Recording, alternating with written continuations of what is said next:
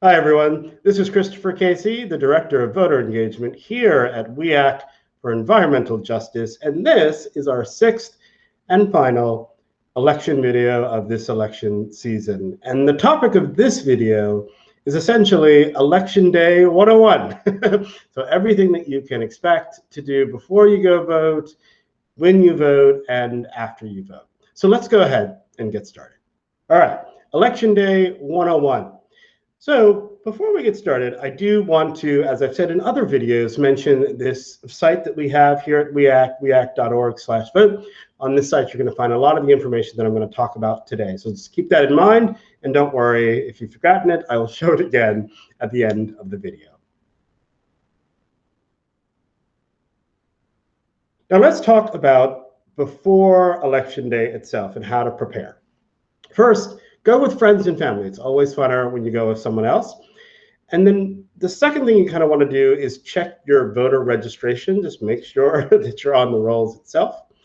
Then you want to sort of find your polling location. You can both check your registration and find your polling location at the We Act site that I just mentioned.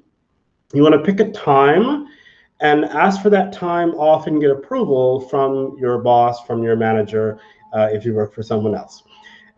The other thing you want to do is you want to, if this is sort of your first time voting, you definitely want to make sure that you secure something that has your actual physical address and the address where you get mail. Sometimes those are different, but the address that you registered at, okay? And if you actually go and check your registration, you'll find that address.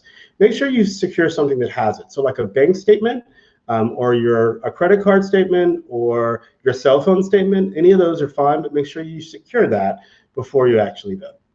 And then you do want to plan for lines. As you've probably seen on the news, the lines are going to be very busy this year in 2020. So you definitely want to prepare ahead of time for that. And then the other thing you want to do, and we're going to talk about a bit at the sort of the end of this video, is to guard against disinformation, okay? Sort of false things that you might see. And we'll talk about that bit in a bit. Okay, Election Day, E-Day. That is Tuesday, November 3rd, okay? That is the day. Polls open at 6 a.m. and they close at 9 p.m. here in New York. Again, if you're a first-time voter, you're going to want to bring your ID and a proof of address, okay? The ID isn't totally critically important, but you should definitely bring it. This is not a state. New York is not a state where you need it, but you should definitely bring it if you're a first-time voter, and again, that proof of address. Again, you're going to want to prepare for long lines, okay? We're going to likely have some long lines this year.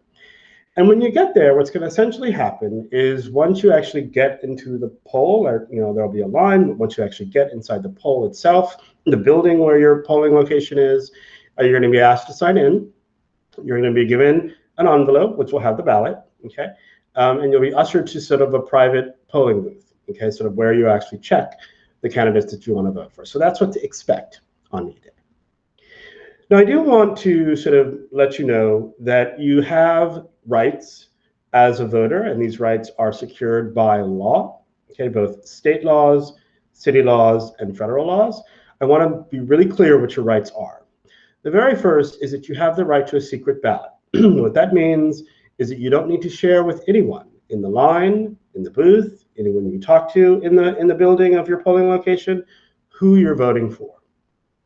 The second is you have a right not to be intimidated. When you're in the line, when you're in the booth, when you're in the polling building, you have that right. You don't need to be intimidated, okay? You have a right to ask for help, whether that help is about, say, you're being intimidated, or you don't speak the language, or you're disabled, or just there are a variety of things that you might need help with. You can always ask a poll worker, okay, the person that is going to be at the polls, checking people in, making sure everything's going smoothly. You can always check in with them and ask them for help. Okay, you have the right to do that. You have the right to a provisional ballot.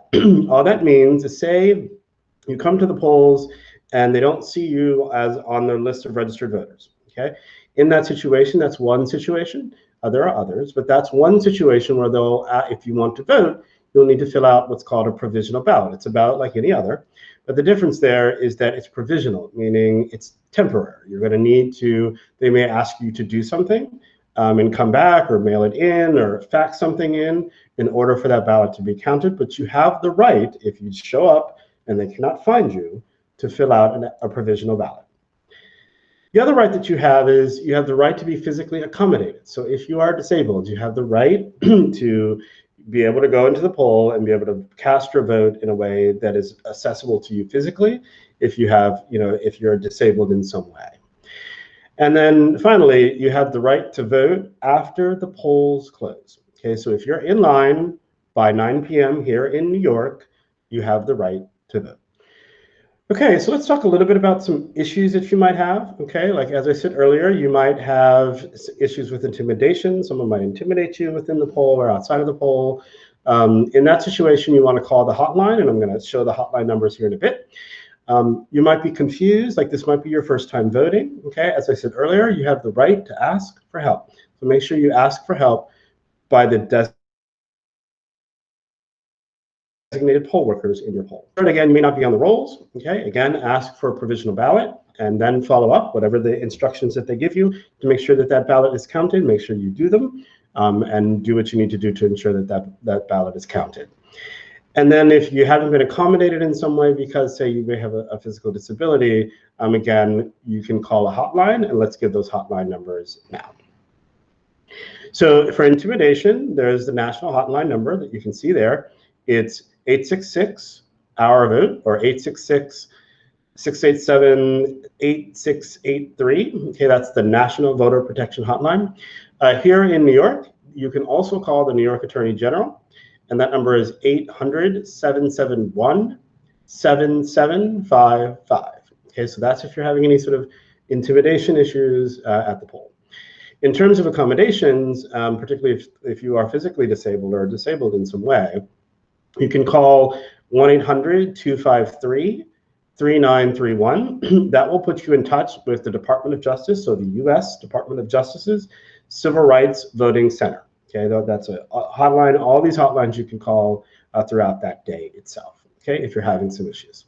Okay, so that's what happens during your vote. Let's talk a bit about what happens after you vote. So really just celebrate. You just voted. Congratulations. The other thing is just let us know that you voted. As you can see here, these are all of our Facebook, our Twitter, and our IG handles. Just go ahead and send us a pic to these handles and use the hashtag #WeActToVote. We'd love to see you out there voting and be able to share it with our folks here on social media and throughout the world with our social media. And then you do want to follow up. Okay, so particularly if you filled out a provisional ballot, okay, make sure whatever instructions they give you, you do those things, and then make sure that you follow up so that your vote is counted. Now what I'd like to do is to quickly talk a little bit about disinformation, okay?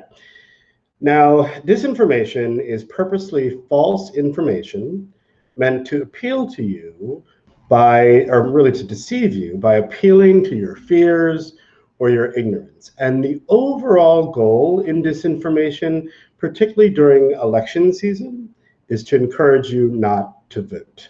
Now, the way that you can tell if something is disinformation, and we're not actually going to give you examples here because they're just really a lot, but here's how you can tell. Disinformation is malicious in intent, okay? It appears real, but it often lacks context. It's not complete, the information that you're getting. Often, but not entirely, it is mostly about political figures. And it can be distributed over many forms of media. That includes social media, email, television, video, and even mail and phone calls that you receive, okay? And it is generally sent by someone that you know, though it can be sent by someone that you don't know. And that's really key, because if something is sent to you by someone that you know or that you trust, you're more likely to believe it, right? But how do you know if it's real? Well, we're not going to discuss disinformation examples in this particular part of our video. It's unfortunate that we're going to have to deal with it in this election and elections moving forward. So here's just one clear tip that I can give you if you notice something that you think is disinformation, and that is this. Unless the info is from an official source, particularly if the disinformation is about voting in some way, If it's not from, say, your board of elections, or it's not from the Secretary of State, so the agency in your state that manages our elections, it's probably not real. And please ignore it, and definitely don't share it. All right, so that's it. That brings us to the very end. I hope you found this video useful in terms of what to do before, during, and after you vote, and obviously how to prepare and guard yourself with any issues that you might have at the polling location, and with the issue of disinformation that we're facing as a country.